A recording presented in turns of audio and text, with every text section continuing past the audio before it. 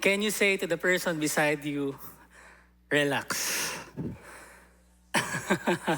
But not too relax po kasi baka mamaya makatulog na tayo.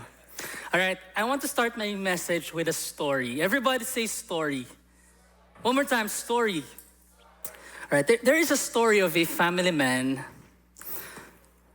an engineer who grew up to a poor family.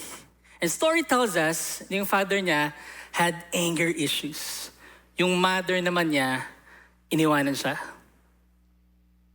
Lumaki siya na sinasaktan. He was physically abused, emotionally abused, psychologically abused. But one thing remained in his heart. His love from the Lord that he learned from DVBS. Palakpakan po natin yung mga teachers natin sa DVBS. Growing up, he knew what it means to love God completely and love others selflessly. Kaya kahit na lumaki siya dun sa toxic na culture, naging successful engineer pa rin siya. And in fact, dahil naintindihan niya to love others selflessly, nagdi-disciple pa rin po siya. Nakagawa siya ng pamilya niya who fears the Lord. And his experience while growing up had taught him several valuable lessons.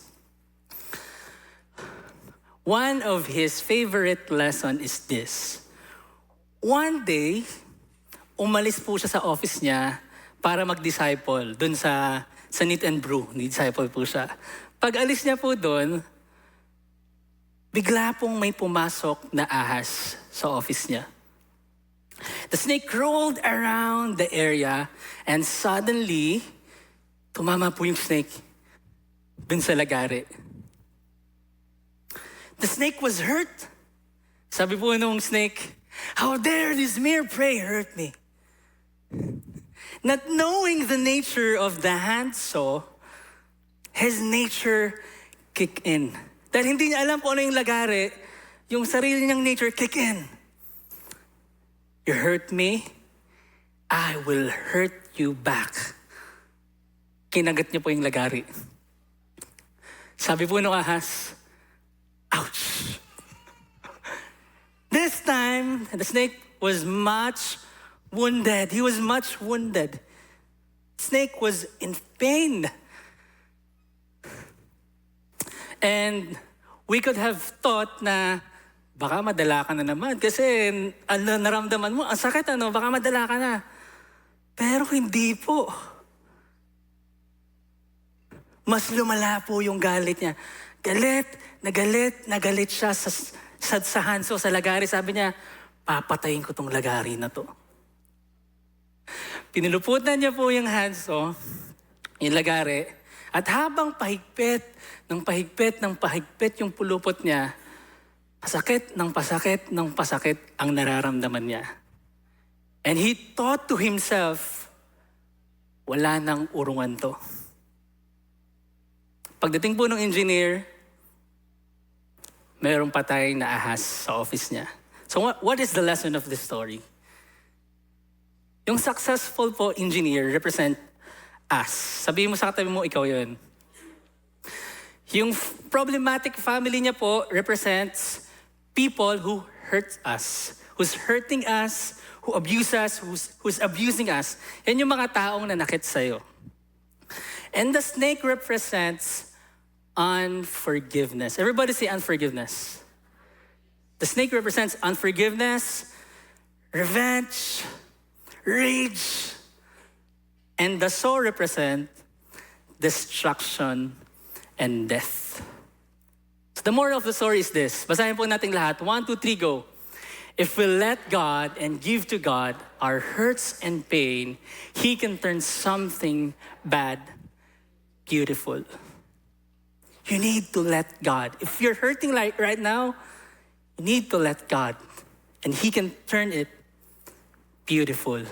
Pero kapag hindi po natin yung ginawa, kapag hinayaan po natin yung rage, anger, unforgiveness, galit na galit ka, gusto mong gumante, if you allow that to take control over your life, the end of that is death, and destruction.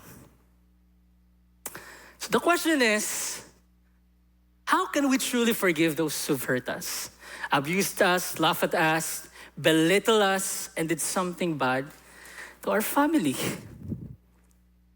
Church, let's take this to our hearts and minds. Kasama po ako. Basahin po natin lahat. 1, 2, 3, go. Experience the forgiveness that Christ offers you. Offer the forgiveness He has given you. Kung nahihirapan kang magpatawad, to truly forgive means you must experience first the forgiveness that Christ offers you and offer the forgiveness He has given you. At kapag na-experience niyo po yung forgiveness ni Lord sa buhay mo, naintindihan mo how high, how wide, how deep is the love of the Lord. Kapag naintindihan po natin yon, marirealize po natin that we are immensely forgiven. Grabe yung pagpapatawad sa atin ni Lord. That's why we can forgive selflessly. Church, pwede po ba tayong tumayo? And mag-pray po tayong lahat and we will read the word of the Lord. Let's pray first. Lord, thank you for this morning. Thank you dahil dinala mo po, Panginoon, kami dito sa church. Thank you for sustaining us. Thank you for your love, forgiveness, and grace towards us. God, forgive us, Panginoon, sa mga pagkakamali namin sa iyo. Give us a receiving heart, a receiving spirit, Lord. In Jesus' name we pray. Let's all say, Amen. So, manatili po tayo nakatayo. Let's read the word of the Lord. Matthew 18:21, verse 22. Basahin po natin. 1, 2, 3, go. Then Peter came up and said to him, Lord, how often will my brother sin against me? And I forgive him. As many as 7 times? Jesus said to him, I do not say to you 7 times, but 77 times. Therefore, the kingdom of heaven may be compared to a king who wished to settle accounts with his servants. When he began to settle, one was brought to him who owed him 10,000 talents. And since he could not pay, his master ordered him to be sold, with his wife and children and all that he had, and payment to be made. So the servant fell on his knees, imploring him, have patience with me, and I will pay you everything. And out of pity for him, the master of the servant released him and forgave him the debt. But when that same servant went out, he found one of his fellow servants who owed him 100 denarii. And seizing him, he began to choke him, saying, pay what you owe me. So his fellow servant fell down and pleaded with him, have patience with me, and I will pay you. He refused and went and put him in prison until he should pay the debt.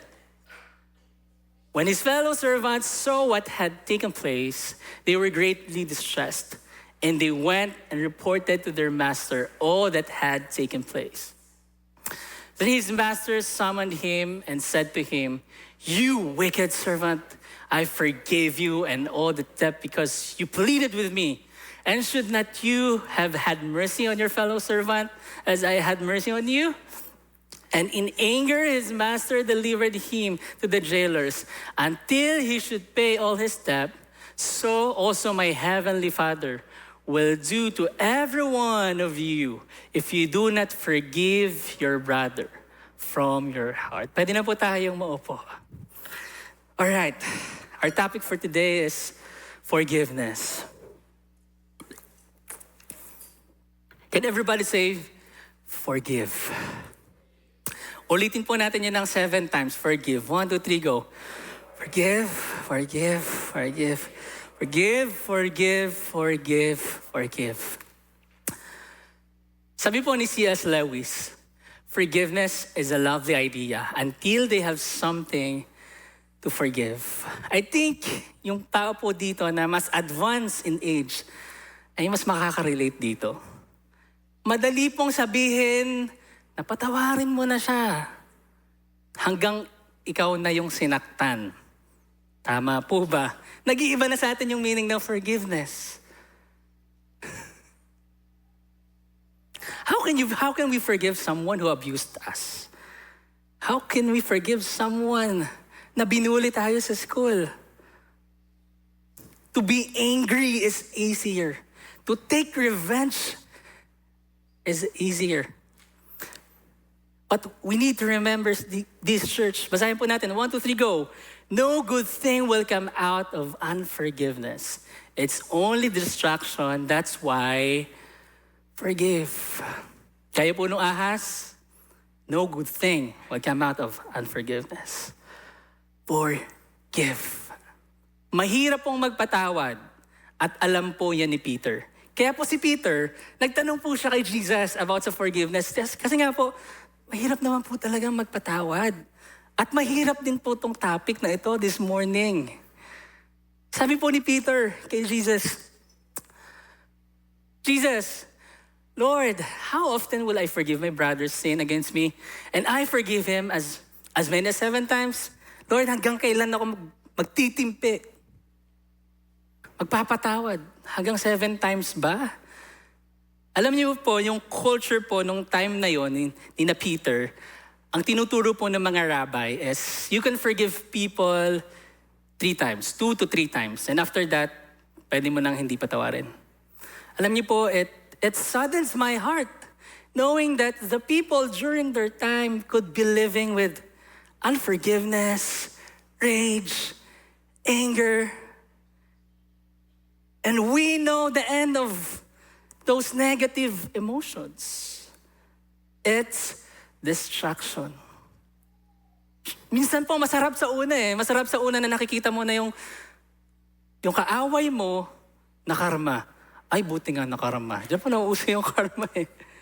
Kapag po ganun pa rin po tayo, buti nga sa'yo, deserve mo yan. Kapag po ganun tayo, you could be living a life of unforgiveness. At kapag namumuhay po tayo ng gano'n, it will eventually leads to distraction. Alam po yun ni Jesus. And sabi po sa Proverbs 14, verse 12, there is a way that seems right to a man, but in the end, it leads to death. Akala mo okay lang, akala mo makokontrol mo ang lahat. So eventually, as you say yes and yes and yes to unforgiveness, to anger, it leads to death. At alam po yun ni Jesus. Alam po ni Jesus na kapag namuhay ka ng unforgiveness, eventually, death ang kasunod. Destruction ng soul mo yun.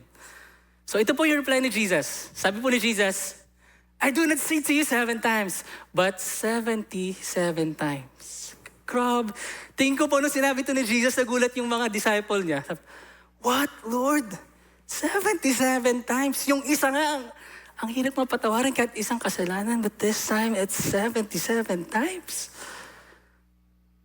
At sa iba pong translation, sa King James po, ang sabi dyan, we forgive 70 times 7 times. 70 times 7 is equals to, magbibigay po ako ng ice cream sa mga kasagot. 490. Yan, Matthew, may ice cream ka mamaya. Pag nalimutan ko, forgive me, okay? Lord, 490 times. Magbibilangan ba kami ng kasalanan? Isa lang pong ibig sabihin dito ni Jesus. Peter, we never stop forgiving people. You are generous enough. Ginawa mo pang 7. But you know what, Peter? We never stop forgiving people. Pastor JJ, we never stop forgiving people. But God, I'm hurt. Pastor, we never stop forgiving people. But God, I'm in deep agony. We never stop forgiving people. But Lord, it's unfair. I want justice. We never stop forgiving people. The nature of the snake, nung nakita po natin, when threatened is to bite, mangagat. The nature of a sinful man, when hurt is to hurt people. Sinaktan mo ako, sasaktan din kita. Pinost mo ako sa Facebook, siniraan mo ako, sisiraan din kita. Doble pa. Sinaktan mo ang pamilya ko, sasaktan din kita. Pinahiya mo ako sa lahat ng tao, mas ipapahiya rin kita. Totoo po yung kasabihan, hurt people.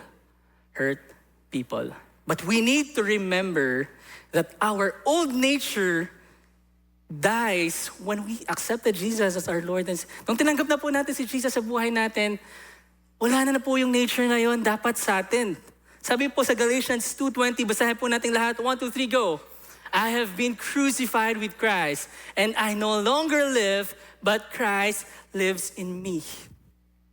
My old self, yung dating ako na gustong manapak agad, yung dating ako na gustong gumante, have been crucified with Christ.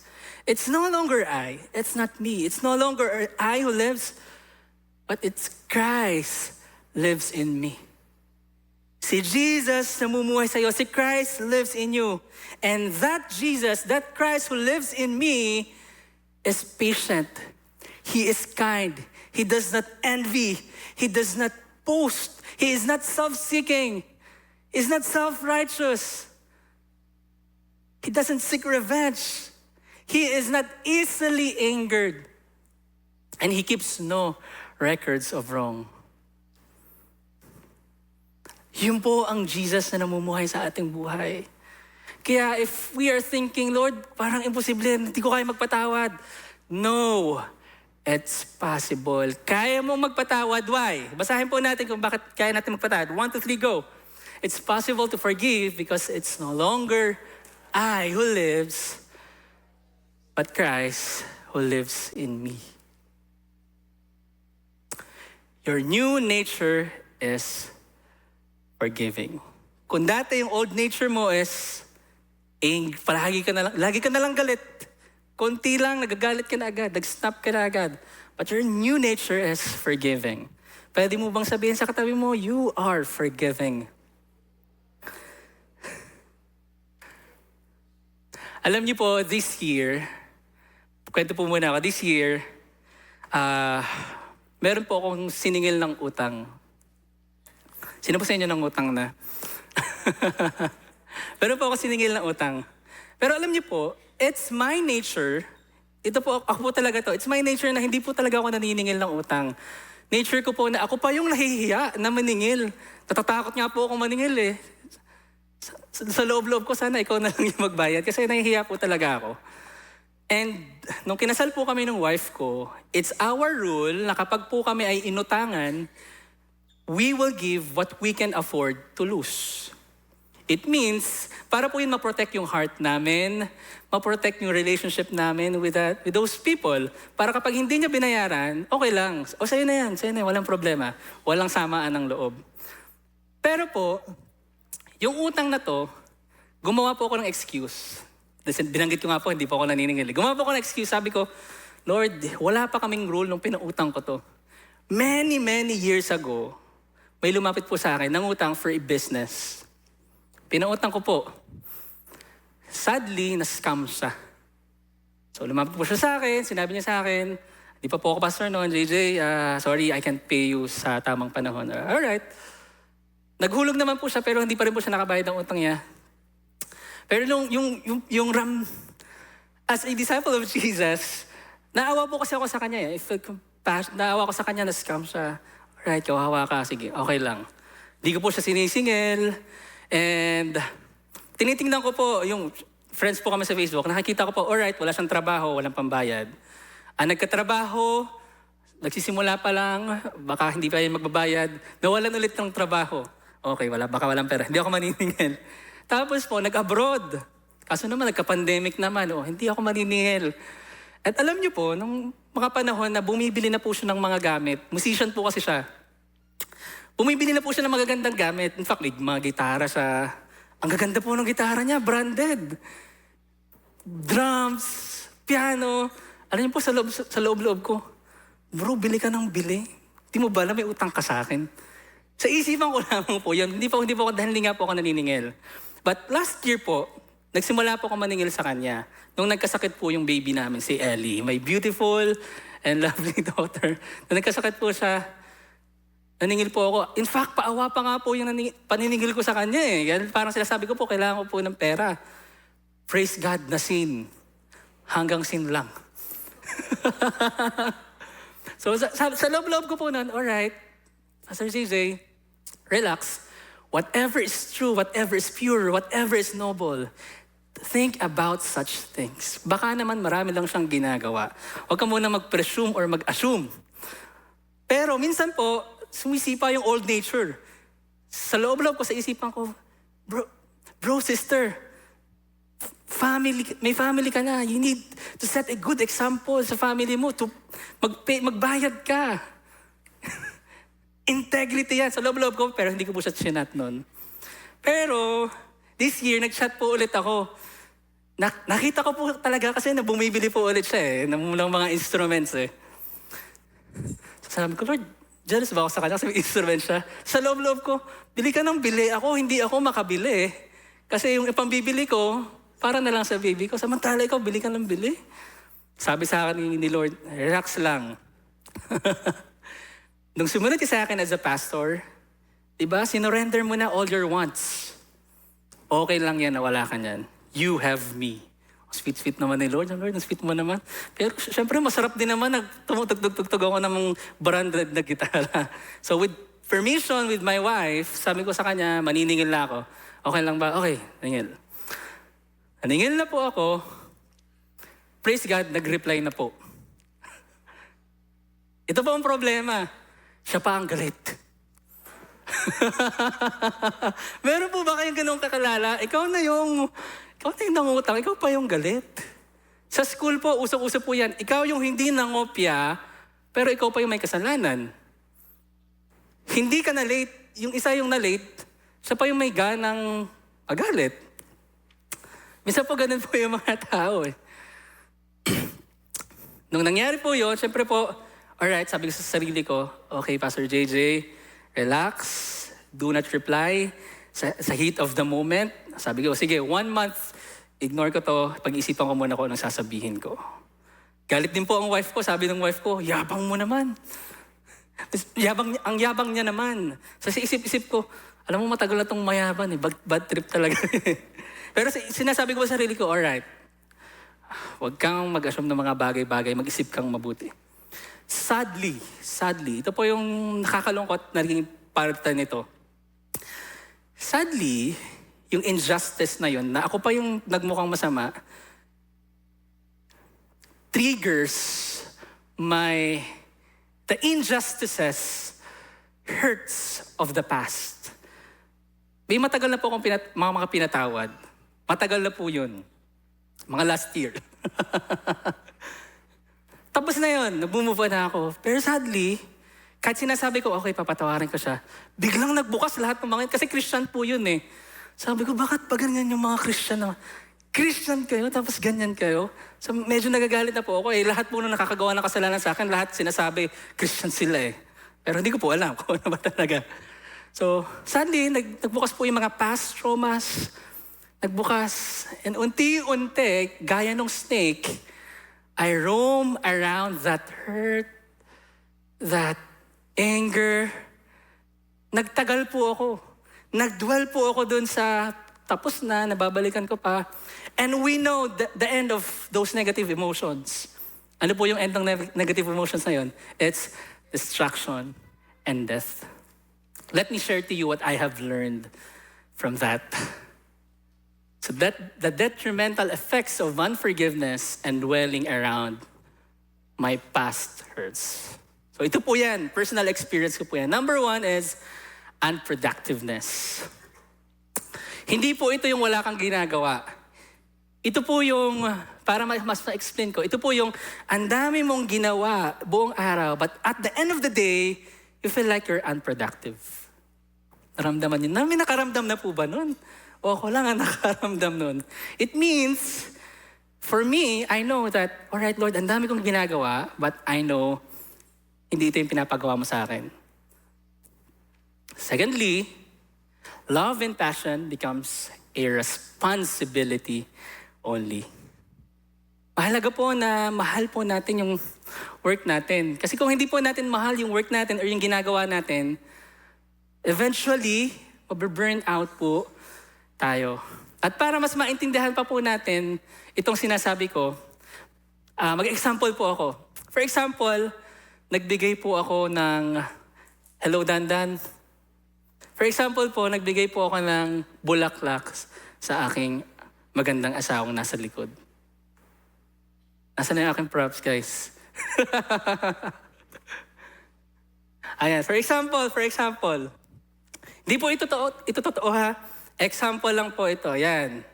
Mahal ko, I have flowers for you. Yan, naparating na yung flowers. Kinuha ko yan sa prayer room. Okay. Siyempre po, magiging masaya siya. Kung all of a sudden, walang event, binigyan ko siya ng flowers, tapos tatanungin niya ako, mahal ko, bakit binigyan mo ko ng flowers? Pag sumagot po ako sa kanya, binigyan kita kasi responsibility ko. Do you think po magiging masaya po siya? Hindi. Tama po ba? Kasi ang gusto niyang marinig, binigyan kita ng flowers because I love you. At kahit pa sumayaw ang bini sa harapan ko, ikaw lang ang nag-iisang binibini ng buhay ko. Yun po yung gusto niyang marinig. Don't get me wrong, wala pong masama sa responsibility. But kapag responsibility only, walang love and passion, eventually you will get burnout. Sa relationship po natin, sa mga married people po, if nababurnout po tayo, maybe nagiging responsibility na lang sa'yo yung relationship. Maybe there's something to forgive dun sa spouse mo. We must forgive because our new nature is forgiveness. Ito lagi ko pong sinasabi sa Next Gen. Pag may salita pong responsibility as a father, hindi ko po pwedeng sabihin sa aking asawa na, alam mo, asawa ko, I don't feel good today, I'm in bad mood. Ayoko maging tatay, gusto ko mag-vacation ng 1 month, hindi muna ako magiging tatay. Pwede po ba yun? Hindi naman po pwede. Because I need to be responsible. Pero kapag puro na lang responsibility, walang love and passion, o burn out. Sabi nga po sa isa pong magandang marriage, meron pong 2 tao na nagpapatawad. At tayo po yan. Because it's our new nature. Thirdly, ito po yung nangyari sa akin. I'm angry with the things, people that are not connected to your anger. Sino po sa inyo dito na pagalitan ka, kunyari sa office ka, relax na relax sa office, okay lang. Pagdating mo sa bahay, ang pinagalitan mo yung mga anak mo. Minsan po ganun tayo. Sino po nakapanood na ng Rewind na palabas? Kung napanood niyo na po yung Rewind na palabas, si Ding Dong Dantes po, lumaki po siya na may abuse sa kanyang father. Galit na galit siya sa kanyang tatay. Galit siya sa kanyang tatay, pero yung galit niya, nabubuhos niya sa kanyang anak at sa kanyang asawa. Hindi naman siya galit sa kanyang anak at sa kanyang asawa. Pero dahil galit siya sa kanyang tatay, naapektuhan yung relationship niya dun sa mga taong nakasurround sa kanya. And we know dun po sa story, eventually, nung pinatawad ni Ding Dong Dantes yung kanyang tatay, sabi niya, Dad, pinapatawad na kita. Sabi ng daddy, bakit mo ako pinapatawad? Kasi I don't have time left to get angry. Wala na akong panahon para magalit. Sana po ganun po tayo, no? Let's surrender our anger hurts sa ating Panginoon. Because our new nature is forgiving. It's possible. It's possible because Christ lives in you. So tinanong ko po dito si Lord kasi nga po, bumabalik po yung mga past injustices na ginawa po sa akin. Lord, I'm hurting. Sabi ni Jesus, I know, hindi ko in-invalidate na hurting ka. If you're hurting today, may mga nakasakit sa'yo, galit na galit ka, Nararamdaman mo, hindi yan ini-invalidate ni Lord. Gustong lang sabihin sa atin ni Lord, Pastor JJ, alam mo ko galit ka, but you need to remember, your new nature is forgiving. Your new nature is forgiving. I want you to relax. Dahil ito ang gusto ko sabihin sa iyo. Basahin po natin lahat. 1, 2, 3, go. Do not take revenge, my dear friends, but leave room for God's wrath, for it's written, it's mine to avenge, I will repay, says the Lord. Your nature is forgiving, my nature is, I'm just. I will give justice. Pastor JJ, wag mong kunin yung nature ko na nagbibigay ng justice. Sa akin yun. Yan yung sayo. Okay lang yan. Ako ang bahala. Basahin po natin ito lahat. 1, 2, 3, go. Forgiving is easier said than done. But remember that when the doing gets tough, it's the doing that characterizes an authentic disciple of Jesus. Amen? When you find the heart to forgive, it's the doing that characterizes an authentic disciple of Jesus. Mahirap. Mahirap. Kaya naman po, si Jesus, dahil mahirap nga po magpatawad, alright, para mas maintindihan niyo pa kung paano magpatawad, magbibigay ko ng example sa iyo, Peter. Basahin po natin lahat. 1, 2, 3, go. Therefore, the kingdom of heaven may be compared to a king who wished to settle accounts with his servants. When he began to settle, one was brought to him who owed him 10,000 talents. Yung 10,000 talents po, yung 1 talent, ay ang katumbas po nun is 20 years of labor. Billions of pesos po yan. 20 years of labor po ang utang ng first servant. Basahin po natin yung sunod. 1, 2, 3, go. And since he could not pay, his master ordered him to be sold, with his wife and children and all that he had, and payment to be made. So the servant fell on his knees, imploring him.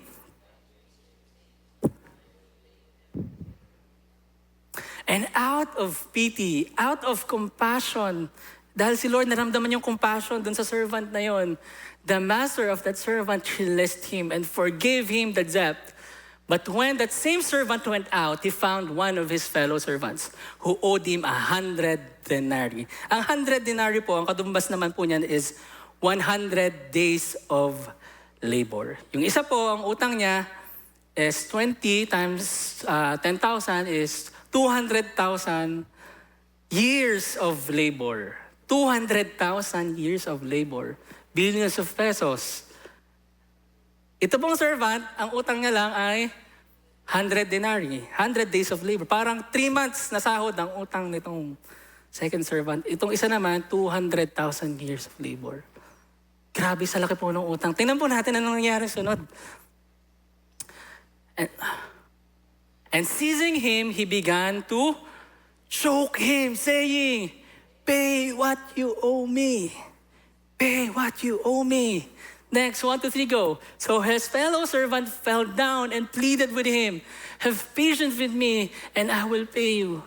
He refused and went and put him in prison until he should pay the debt. Basahin po natin sunod. 1, 2, 3, go. When his fellow servants saw what had taken place, they were greatly distressed, and they went and reported to their master all that had taken place. Then his master summoned him and said to him, "You wicked servant, I forgive you all that debt because you pleaded with me. And should not you have had mercy on your fellow servant as I had mercy on you?" Ulitin ko po ulit ha. "And should not you have had mercy on your fellow servant as I had mercy on you?" And in anger, his master delivered him to the jailers until he should pay all his debt. So also my heavenly Father will do to every one of you if you do not forgive your brother from your heart. Forgive your brother from your heart. Pwede po ba nating ulitin 7 times, I am forgiving. 1, 2, 3, go. I am forgiving, I am forgiving, I am forgiving, I am forgiving, I am forgiving, I am forgiving. I am forgiving. Ito po yung lesson dyan. Yung king po represents God. Yung first servant, tayo po yan. Yung fellow servant, yan po yung people na nanakit po sa atin. Ito po yan.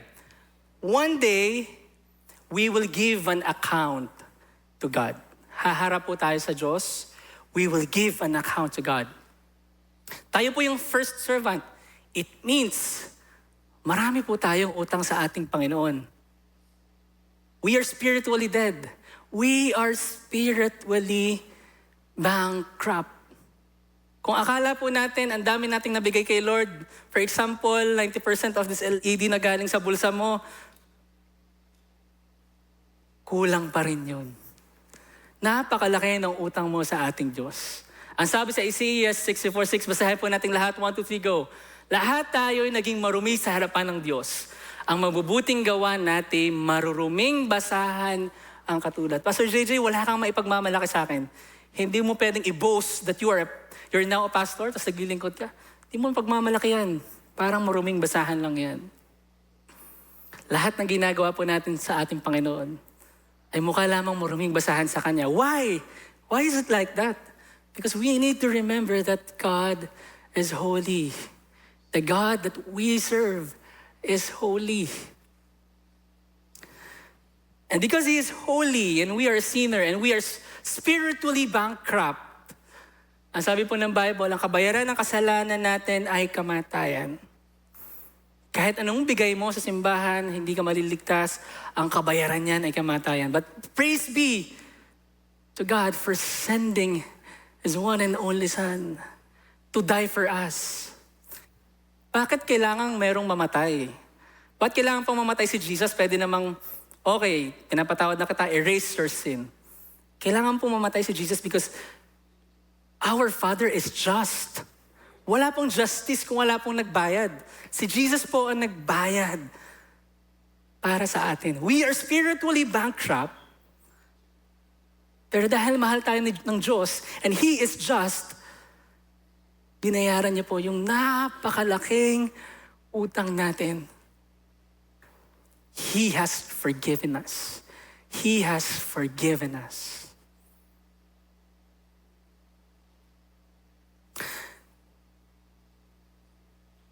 Isaiah 53 says, nung pinagbayaran po ni Jesus Christ yung utang natin, alam niyo po ba ang nangyari sa Kanya? He was despised. He was rejected by men. A man of sorrows and suffering. And there's no beauty upon Him. Wala nang magandang makikita sa Kanya kasi pinagpapalo na siya eh. Yung mukha niya, duguan. Ikaw yung dapat masaktan, pero siya yung nasaktan. Siya yung tumanggap ng sakit. At siya yung namatay sa krus para sa'yo. At kapag naintindihan mo ng mabuti yan, you will understand that you are immensely forgiven. That's why you can forgive selflessly. If you are here today and you're asking God, Lord, bakit nangyari sa akin yung abuse na yun? Bakit nangyari sa akin yung injustice na yun? Bakit nangyari sa family namin yung injustice na yun? Let me share to you this verse. This is close to my heart. Basahin po natin lahat. 1, 2, 3, go. And we know that all things work together for good, to them that love God, to them who are the called according to His purpose. All things work together for good to them who love God. Isa po sa keyword, love God. If you love God, you obey God. Love is spelled as O-B-E-Y, obey. Hindi po natin to pwedeng i-post sa Facebook natin. Kung nagpapatama ka dun sa kaibigan mo, sinasaktan mo siya, tapos sasabihin mo, all things work together for good. Para sa akin lang to. Hindi po, sabi dyan, you love God. Kung nagpapatama ka, baka you do not love God, really love God, you love yourself. Kwento ko po kung bakit very close sa akin to. Many years ago, I think 11 years ago, more than 11 years ago, I was emotionally abused, spiritually abused, psychologically abused by my pastor. Nakakalungkot po. In fact, hindi po ako nakagraduate dahil nung abuse na yon. Hindi po alam yun ng parents ko, ngayon lang po nila narinig. Ang excuse ko po sa parents ko noon na mother, kasi ang father ko po na nasa abroad, di mo na ako graduate kasi I think this is not the right time. I pray and fast nag-fasting ako para dito. Pero hindi po talaga, ayoko po talagang graduate kasi I can no longer see myself sa ministry because of that, Pastor. And eventually, umalis po yung parents. Sila na po ang naunang umalis yung mga parents ko. And 2 months po bago po ako humabol dito. Kasi nga po, iniisip ko noon, kawawa yung mga sheep. Sino mag-aalaga sa kanila? So parang, hindi po ako pastor doon, pero parang ang role ko po medyo mataas na rin. Sabi, kawawa naman itong mga to. Eventually, umalis na po ako. I'm asking God, Lord, why? Bakit ako nag-aral doon sa Bible school? Dinala mo ako sa church. I thought, it's a safe place for me. Safe place to para sa akin. Pero I'm spiritually abused. I'm psychological abused. Alam niyo po yung, di ko na pa kukwento kung anong abuse yun. But Lord, why? Ba't mo ako nilagay dito? Sana nag-engineer na lang ako. Ang nakakalungkot po, sinabihan ako ng parents ko, okay, bawal ka na mag-change ng course. Naku, patay. Ayoko na, bawal na ako mag-change ng course. Hindi po ako makahindi kasi wala naman din po kaming pera during those times. Nag-aaral pa po yung 3 kong kapatid. So Lord, why? Ba't mo ako dinala dito? Then, di ko po agad tinapos. Pinili ko po ang hindi tapusin. Nag-work po ako, nag-business po ako, and I learned a lot dun sa mga experiences na yon. At ngayon ko lang naintindihan that all things work together for good for those who love God. Wala po ako dito ngayon nagpipreach kung hindi po nangyari yun sa buhay ko. Hindi po ako nakapagsalita sa thousands of students kung hindi po nangyari yung spiritual abuse, emotional abuse, psychological abuse na yun. All things work together for good. For those who love God. Sabihin mo sa katabi mo, love God completely. Let us trust the Lord completely. Let me end with this verse. Genesis 50:15-17. Pwede po ba natin ilakas ang boses natin? Samahan niyo po ako sa pagbasa. 1, 2, 3, go. They said, what if Joseph holds grudge against us and pays us back for all the wrongs we did to him? So they sent word to Joseph saying, your father left this instruction before he died. Short context po, si Joseph po, siya po ay ibinenta ng kanyang mga kapatid. Parang unimaginable po yung abuse na naramdaman niya. Siguro po, emotionally, he's hurting. But one thing we know for sure, he walked with the Lord. Yun po sigurado, he walked with the Lord. And because he walked with the Lord, sigurado, he loved God. Next, basahin po natin. 1, 2, 3, go. This is what brothers, the sins and the wrongs they committed in threatening you. Okay, yung letter po na to, hindi po gawa talaga ng tatay nila. Gawa-gawaan lang po ng brothers niya. Next, 1, 2, 3, go. Now, please forgive the sins of the servants of the God of your father. When their message came to him, Joseph wept. He's in pain, he's in agony. Siguro mas naging painful sa kanya. Bakit ganito itong mga kapatid ko sa akin? Di ba nila naintindihan na alam ko na hindi tatay ko ang gumawa nitong letter na to? Basahin po natin sunod. His brothers then came and threw themselves down before him. We are your slaves, they said. But Joseph said to them, don't be afraid. Am I in the place of God? Sabi po ni Joseph yan. Next, you intended to harm me, but God intended it for good. Amen? You intended to harm me, but God intended it for good. If hindi po nangyari yun sa kanya, kung hindi po siya binenta, hindi po siya magiging mataas ang position sa Egypt. In fact, pangalawa po siya sa pinakamataas na may position sa Egypt. You intended to harm me, sinasaktan mo ako, but God intended it for good. Lord, I do not know bakit nangyayari to. But Lord, I will trust you. We must first experience the Lord's forgiveness. At pag naintindihan natin yon, gaano kataas, gaano kalawak, gaano kalalim yung pagmamahal ng Diyos sa atin, maintindihan natin that we are immensely forgiven. That's why we can forgive selflessly. Today, ikaw yung tao, you're hurting. May nanakit sa family mo, you want revenge, you want justice, tapos parang walang nangyayaring justice, and it's consuming you. You know that the end of that is death. The Bible tells us, sabi po ni Jesus, this is how we pray. Our Father in heaven, holy is your name. Your kingdom come, your will be done on earth as it is in heaven. Give us this day our daily bread and forgive our sins as we forgive our debtors o yung mga nagkasala sa amin. It means forgiving ay part ng daily prayer natin. Kasi yun po yung naging instruction ni Jesus. Pray for your enemies. Release forgiveness. Your new nature is forgiving. Hayaan mo na si Lord ang magbigay ng justice. Hindi mo alam kung bakit, but we know that all things work together for good for those who love God. Ngayon pong umaga na to, I encourage everyone, let's close our eyes. And I know, dumaan po tayo sa unforgiveness. If you are hurting today, I will give you some time to pray for that person. I know it's hard. But let us trust God. The nature of God is to give justice. He is just.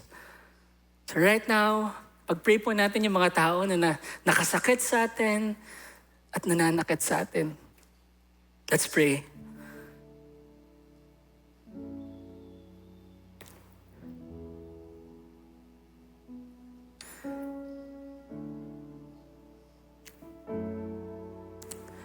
Lord, we know that nakikita mo yung hurts and pain namin. At kapag hindi namin yun nabantayan, magiging revenge, anger, yung nararamdaman po, Panginoon namin. Lord, help us to guard our hearts. It's hard to forgive, Lord. It's hard to forgive. But we know it's possible because it's no longer us who lives, but you lives in us. We release forgiveness towards the people na nakasakit po, Panginoon, sa amin. Bless them. Move in their lives. Nawa maramdaman din nila yung pagmamahal na naramdaman namin galing sa iyo, Panginoon. Thank you, God, because we know nararamdaman mo yung nararamdaman namin. We trust you. We worship you, Lord, because you are just and you are also loving, Lord. Salamat for this morning, Lord. In Jesus' name, let's all say, Amen.